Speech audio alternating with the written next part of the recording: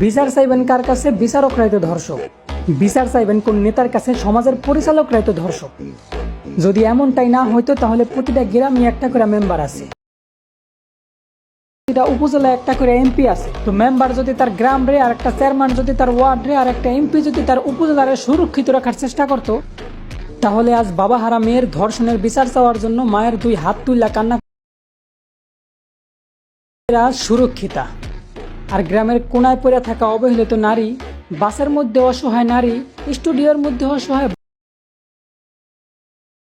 নারী দিনের পর দিন হইয়া যাইতেছে ধর্ষিতা। এই দেশে ধর্ষকের পক্ষে কথা বলা উকিলদের কথাগুলা প্রশাসন খুব ভালোভাবেই মাইনা নেয়, অথচ অসহায় মেয়েগুলার ধর্ষণের বিচার চাওয়ার জন্য বাবা মা কিন্তু প্রশাসনের কাছেই ছুটতে যায়। হায় রে কপাল পোড়া বাংলাদেশ, নিজেদের দোষেই নিজেদের দেশটারে আমরা করতাছি শেষ। তাই বলি, ধর্ষকের বিচার চাওয়ার জন্য এখন আর প্রশাসনের কাছে না, নিজের ঘরের মধ্যে নিয়ে দরজার সামনে বইসা যান।